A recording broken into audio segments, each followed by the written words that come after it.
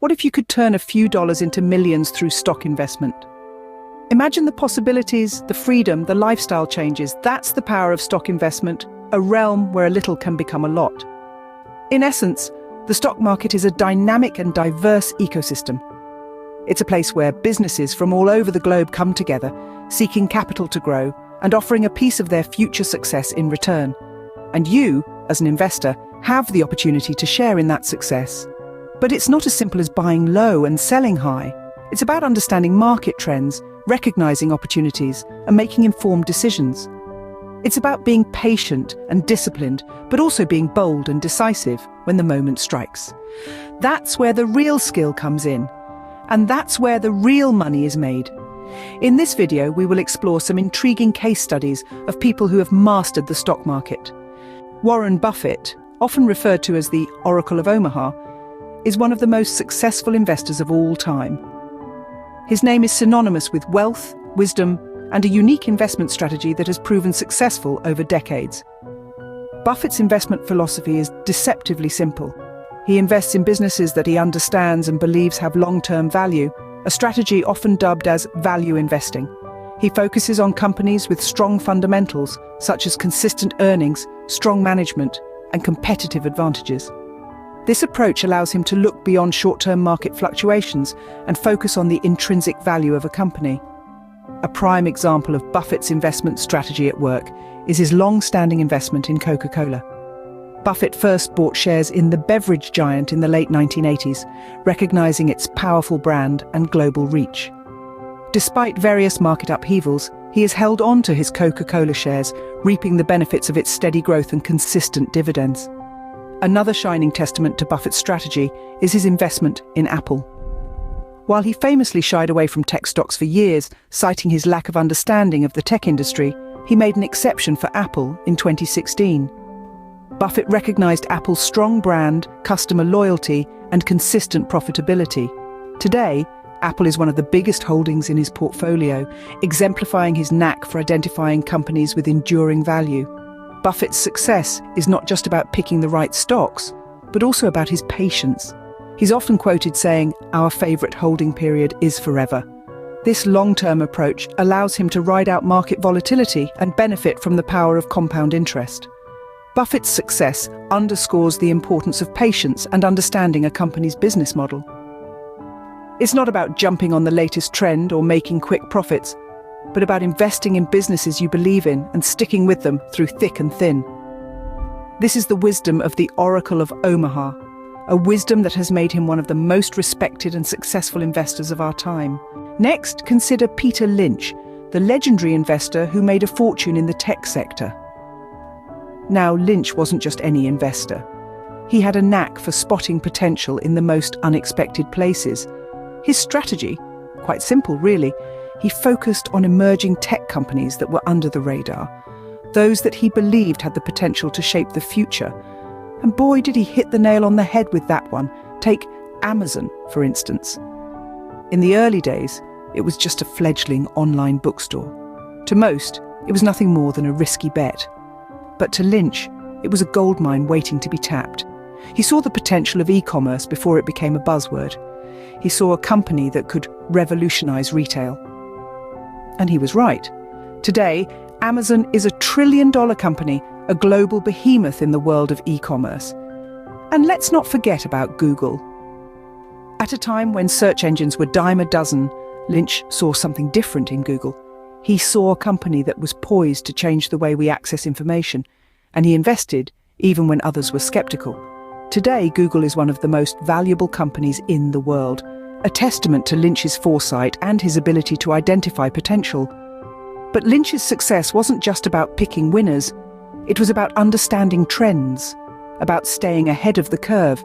He realized early on that technology was the future.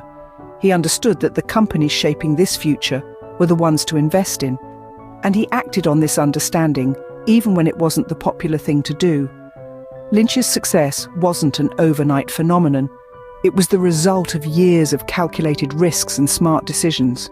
It was the result of his belief in the potential of technology, even when others were not so sure. Lynch's success shows the potential of investing in emerging industries and the importance of staying ahead of market trends. If there's one thing we can learn from him, it's this: the future belongs to those who see possibilities before they become obvious. Finally, let's look at John Templeton, a contrarian investor who made a fortune by going against the crowd. Templeton stands as a shining beacon of independent thinking in the world of investment, famously stating that the time of maximum pessimism is the best time to buy. So what exactly does it mean to be a contrarian investor? Well, in simple terms, it's about going against the grain, doing the opposite of what everyone else is doing. It's about finding value where others see none. And that's exactly what Templeton did. Templeton was not afraid to go off the beaten path in his investment journey. He dared to venture where others feared to tread. One of his most remarkable bets was on Japanese stocks back in the 1960s. At a time when the Western world was largely dismissive of Japan's economic potential, Templeton saw an opportunity. He believed that Japan's strong work ethic and technological advancements would lead to economic growth. And boy, was he right. Over the next few decades, Japan grew to become the world's second largest economy, and Templeton's investments in Japanese equities yielded substantial returns. But Templeton's contrarian approach wasn't just about investing in unpopular sectors or regions. It was also about timing. He had a knack for buying stocks at the point of maximum pessimism, when they were undervalued. This strategy, while risky, often paid off handsomely. For instance, during the Great Depression, when most investors were selling off their stocks, Templeton bought shares in over 100 companies for less than $1 each. Many of these companies bounced back, earning Templeton a substantial profit. Templeton's success demonstrates the potential rewards of contrarian investing and the importance of independent thinking. His story serves as a reminder that sometimes the road less traveled can indeed make all the difference. So the next time you're tempted to follow the herd, remember John Templeton. His contrarian approach might just inspire you to see opportunities where others see only risks.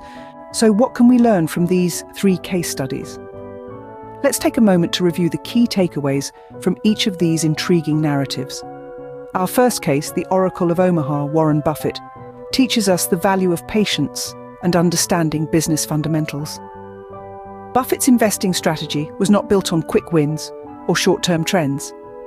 Instead, he looked for solid companies with a strong business model and a competitive edge, and then he held onto those stocks for a long time. He didn't let market fluctuations shake his confidence.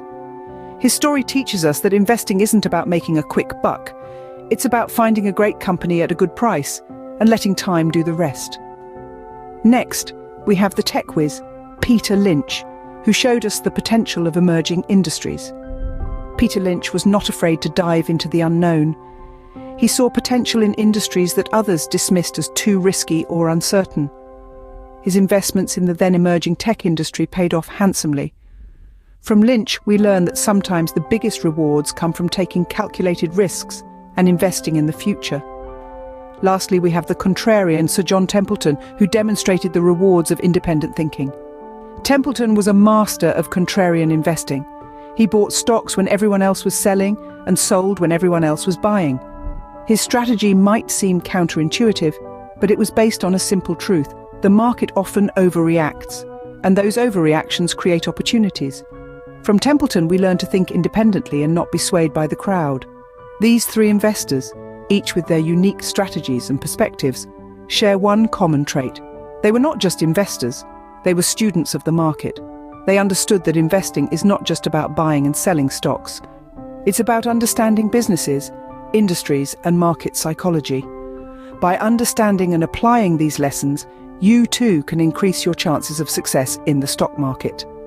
Remember, investing is a journey, and like any journey, it's not just about the destination, but also about what you learn along the way.